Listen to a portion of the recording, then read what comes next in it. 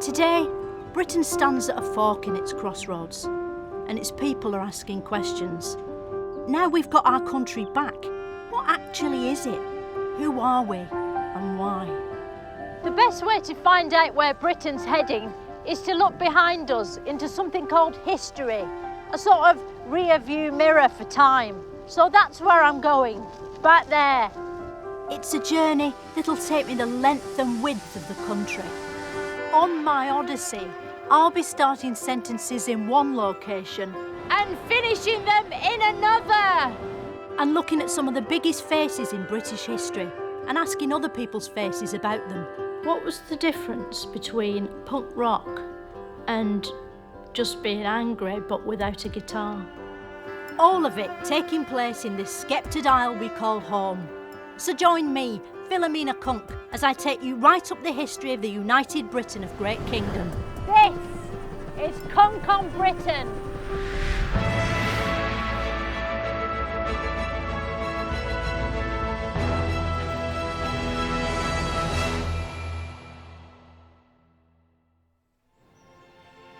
Throughout this series, I've been on a journey up through Britain's history.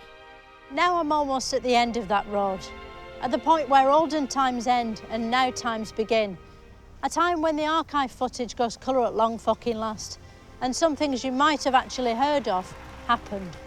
It's the story of how Britain went from the 1960s to this very moment now. And this moment, and this one, and also this, and found itself here and now at the arse end of history.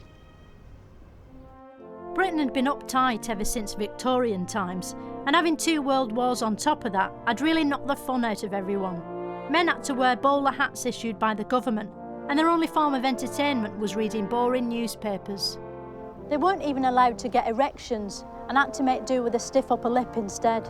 Meanwhile, women had to stay at home washing clothes, raising hundreds of children by hand and agreeing with their husbands. The only form of personal expression they were allowed was wearing pointy glasses. But all that was about to change, thanks to 4 boys from Liverpool, George, Ringo and their guitarists, a pop band called the Beatles. Some brave volunteers among the British police elect to act with heroism above and beyond the call of duty and escort the Beatles to their car. These Beatles didn't have 6 legs, they had 8 legs, like a spider. Everywhere they went, girls screamed, like with a spider. But unlike spiders, the Beatles never crawled into anyone's mouth when they were asleep. Instead, they sang, which scientists claim spiders don't. The Beatles started from humble beginnings. In the early days, they couldn't afford individual haircuts and had to copy and paste the same one onto each of their heads. And they had to share a microphone to save money. But their catchy jingles were so infectious, they soon led to an epidemic called Beatlemania. And the Beatles wanted to hold your hand, which only made the disease spread faster. Soon it spread across the Atlantic to America, a country which was still there. There are rumours around that this is Britain's revenge for the Boston Tea Party. While the Beatles were in the USA, they started to become influenced by the hippies, which were sort of American wombles. They experimented with a drug called lust, which made the users see and hear things that weren't really happening. A bit like Netflix, their music turned psychopathic.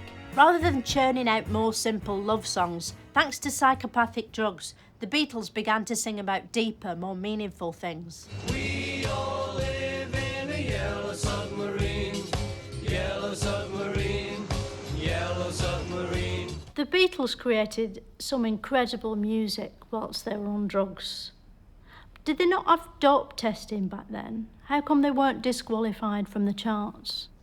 Well, as a matter of fact, there were songs they did that the BBC, who in those days were most of the radio stations, thought were references to drug taking, so they did ban them from the charts. It's weird that the Beatles' LSD songs are so happy, isn't it? Because LSD isn't always a happy experience. Like, my mate Paul met this Italian couple whilst he was backpacking, and they invited him back to their room for a threesome, and they gave him some LSD, and when they got there, the bloke one pulled a screwdriver on him and made him shit in his own shoe and eat it, whilst the woman one filmed it.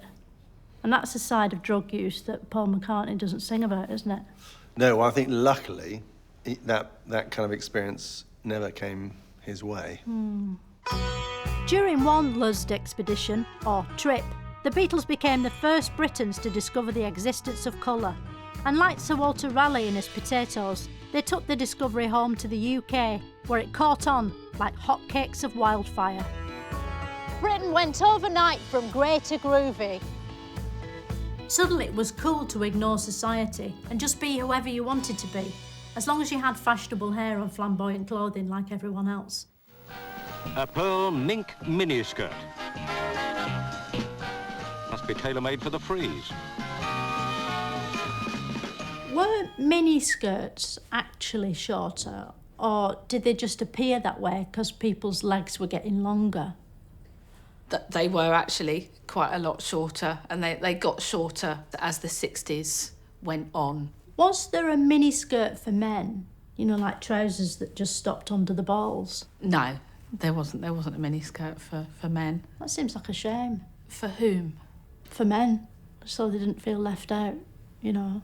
And it must be nice to have that sort of air circulating. But it wasn't just clothes that were changing. The sexual revolution was coming, and the country was lapping it up. Most of the change was due to this, the pill. A condom you could eat, a sort of get-out-of-child-free card that meant at last women could have sex for fun with any man of their choosing for 2 or 3 minutes, until he spaffed off, rolled over and went to sleep. Some women were having so much sex they decided to burn their bras because it was quicker than putting them on and taking them off all the time. Free love was all the rage. Thanks to the pill, sex was turned on its head, and its back, and over the table. People let it all hang out, like your dad doing the gardening in loose shorts. And the law was catching up with the times. For years, homosexuality was illegal, and gay men were sent to prison, where as punishment they'd have to share a tiny room with a man for years. But in the 60s, same-sex sex was decriminalised. It was a time of liberation. Soon everyone in Britain was swinging, except convicted murderers, because hanging had just been abolished. For the first time ever, Britain was cool, not just the weather. Britain even decided to be cool at sport. England, the posh bit of Britain, brought back memories of the war by beating the Germans again.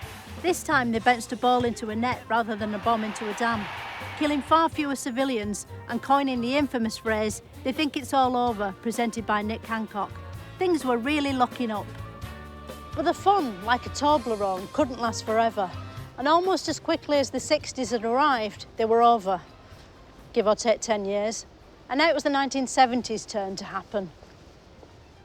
The 1970s was a time of great change, and the first change was the economy. Britain had a new Prime Minister, Edward Heath. With his love of yachts, classical music and church organs, Edward Heath seemed to be a real man of the people. But Heath soon found himself facing a financial crisis, the likes of which the world only sees about every 10 years or so.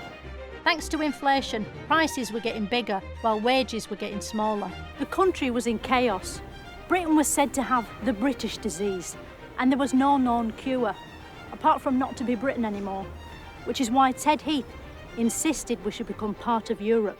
Soon Britain entered the European Common Market in what should have been called Brentrance, but wasn't. It was so perfect, we held a referendum to check whether Britain should stay in Europe.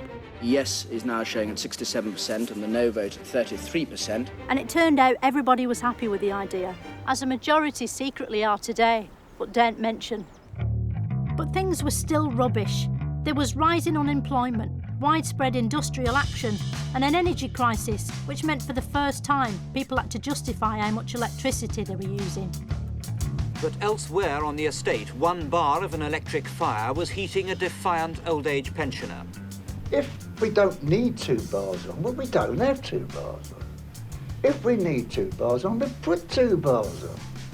It's logic, it's human nature. So if the weather suddenly turns very cold again, you're probably going to have to put the other bar on, I'll put the other bar on and the reflector. I'll have the lot on. Soon power cuts became all the rage.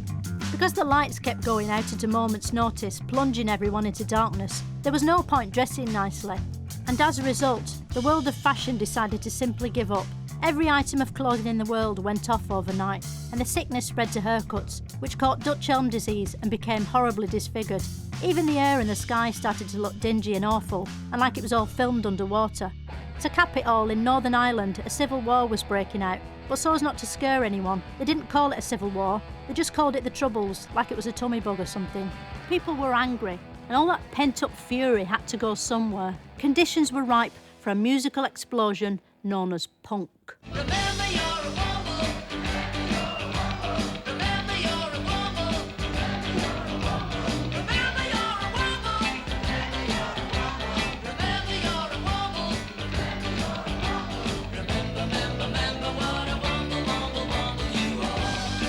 As you can see from this searing performance, the punks were antisocial, cynical and dangerous. And no punk band was bigger or more shockinger than the Sex Pistols. They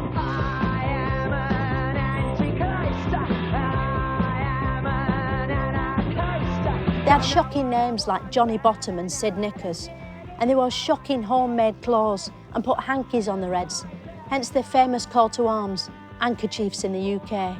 But the most shocking thing they did was swearing on TV. An incident so outrageous that in the time since it first happened, it's only ever been seen again 300 or maybe 400 times in music documentaries. It's what? Nothing, a rude word. Next question. No. What was the rude word? Shit.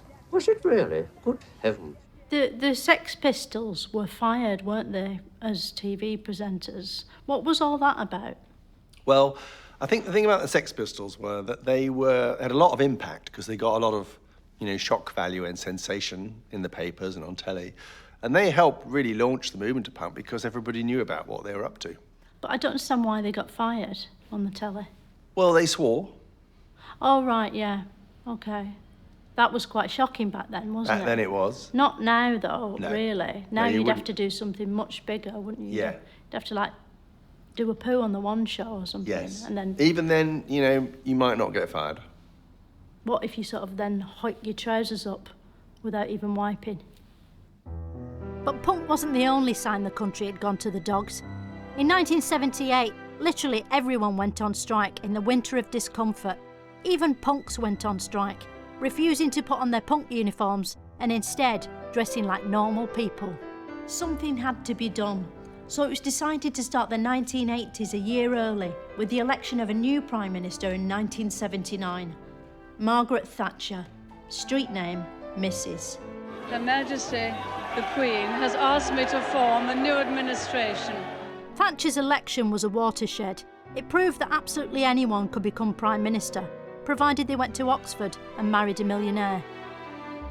As well as a uterus, Mrs. Thatcher had a vision, an economic vision with all coins up it. She believed in laissez-faire economics, which is French for something, and then English again for the economics bit.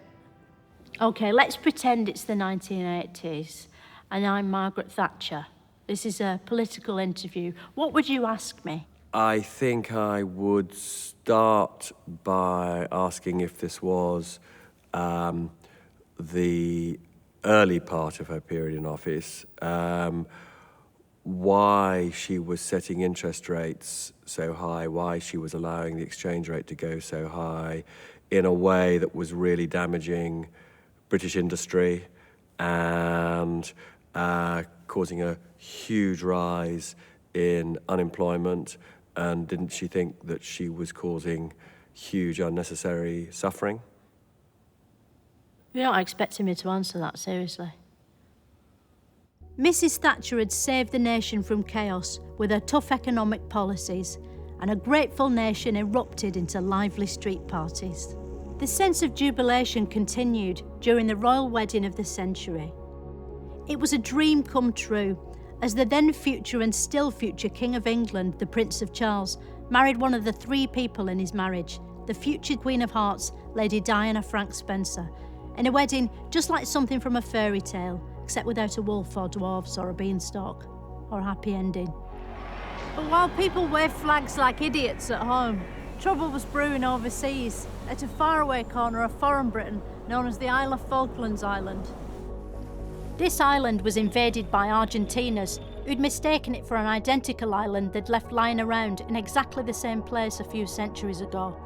Mrs. Thatcher immediately fought back by bravely ordering troops to fight and die on her behalf. And soon, that famous flag, the Union Jack, was flying over the Isle of Falklands Island once again.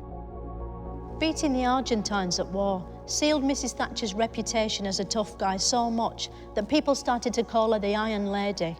And she soon got another chance to prove how hard she was, not in a major war, but a minor strike.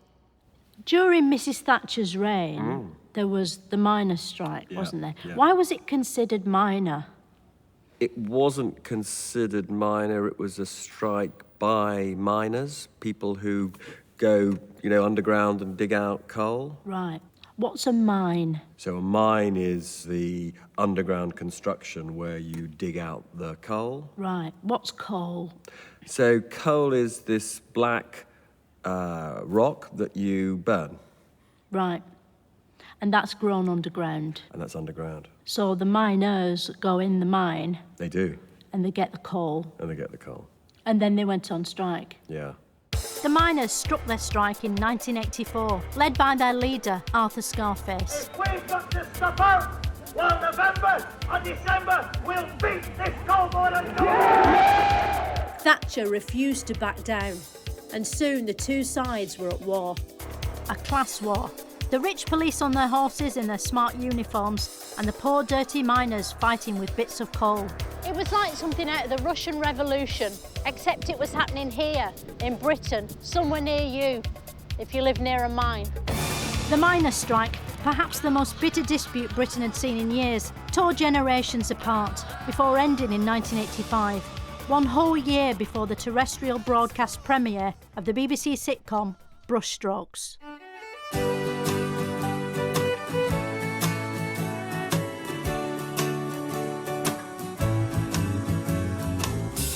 Because of you, these things I do. Because of you. Because of you. Oh. With the miners crushed like miners in a bad mine, Thatcher was free to pursue her economic dreams by privatising some of Britain's biggest assets. Thanks to the big sell-off, anyone could get rich, providing they had loads of spare money already, a system still in use to this day. Suddenly, having money was cool, and no one had more money than the yuppies, or young urban twats. To be a 1980s yuppie, did you have to qualify as a wanker first and then just work your way up? I think some people identified as yuppies, but it was also, I think, used as an insult in the 1980s. I've seen footage of yuppies holding filofaxes and mobile phones. Are they still in that footage? Or where are they now? Where are they now? Well, they're sort of 30 years older now, so... So they're not in that footage anymore?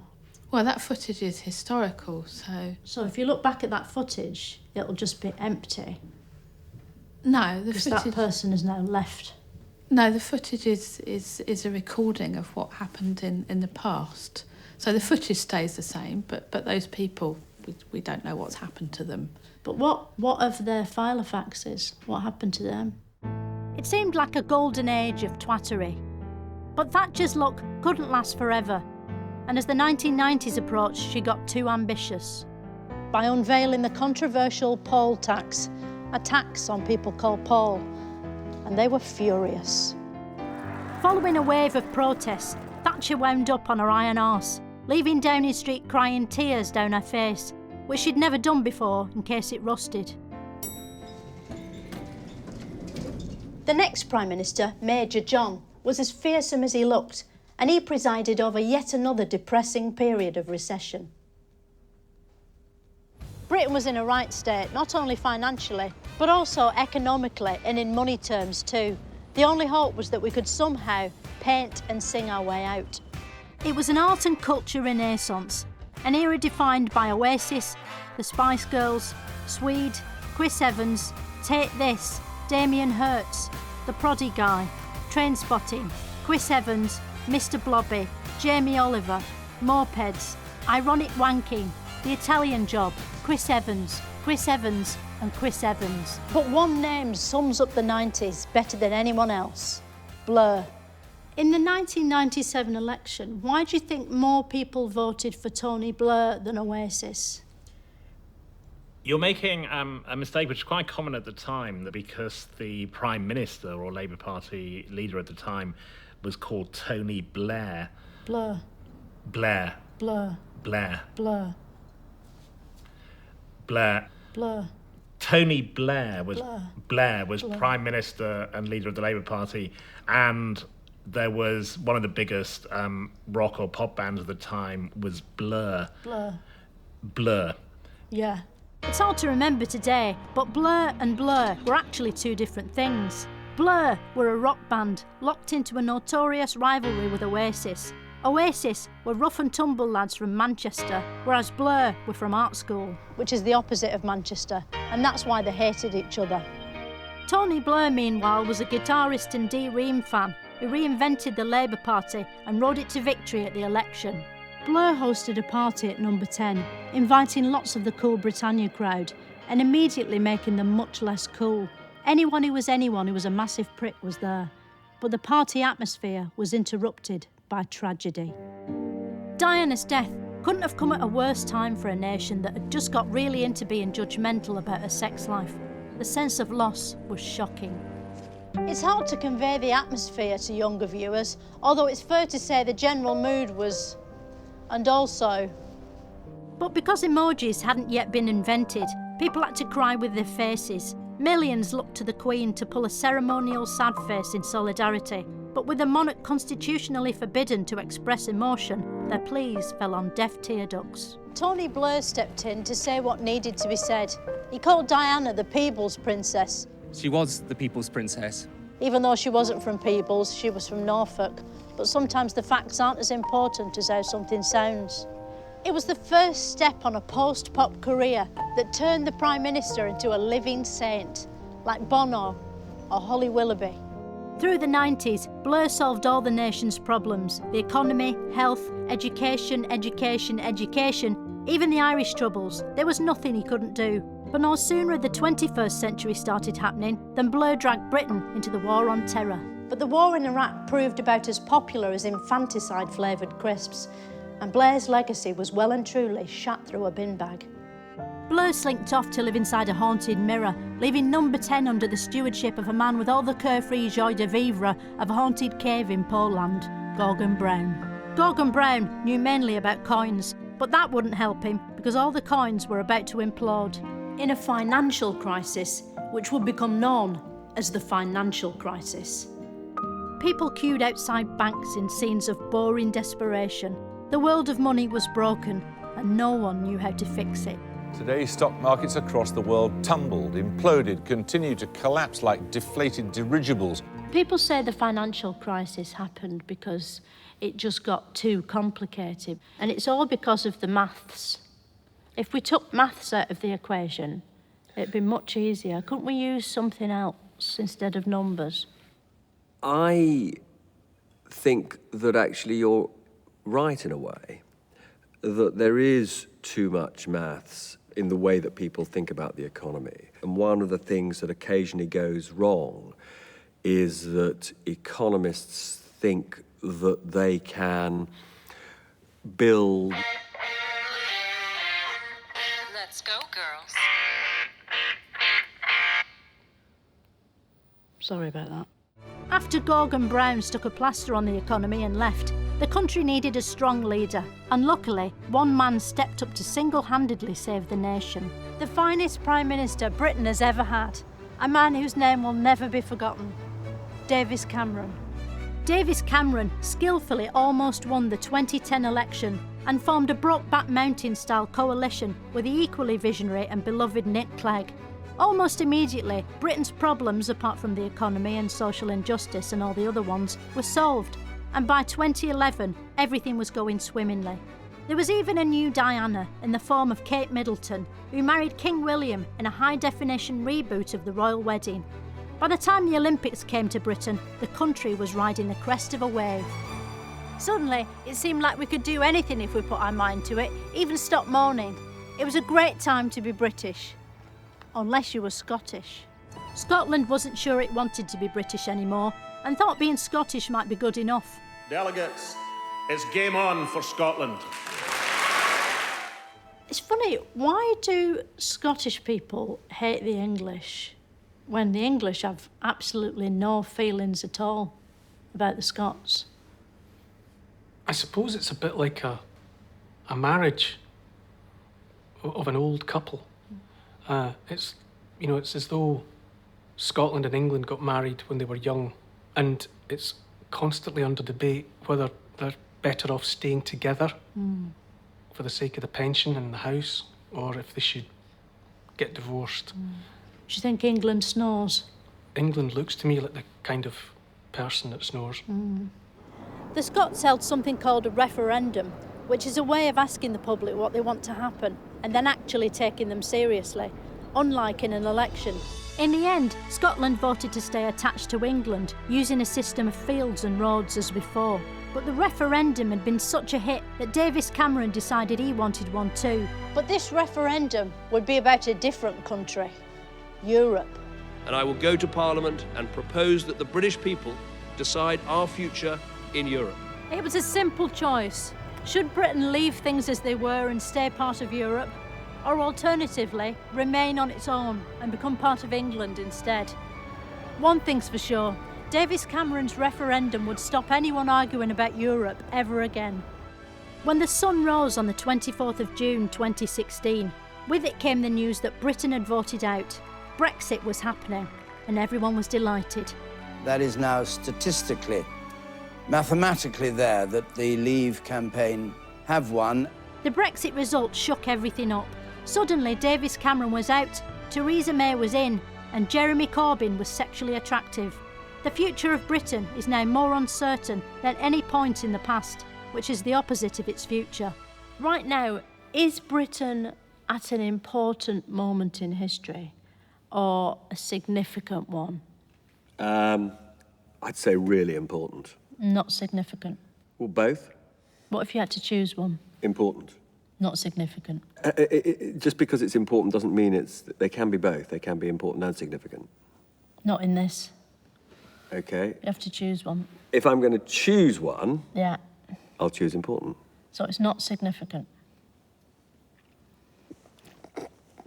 Throughout this series, I've charted the story of Britain, and it's a story that ends here, with the country once again at a turning point between a rock and a harder rock, closing one door with a foot in the past and opening another with an eye to the future. An eye that's looking at itself in the mirror and asking the question, what sort of massive country am I? Can the nation that withstood Romans, Vikings, plagues, great fires, rippers and Hitler survive itself? Will it draw upon the spirit of King Arthur, Lord Nelson, Queen Victoria, Charles Darwin and Andy Crane? Who will the Britain of tomorrow look like, and why? Britain didn't get to have a long history by ceasing to exist or being born yesterday. The one thing we can be sure of is that Britain is Britain, and it'll stay that way forever, until it's not.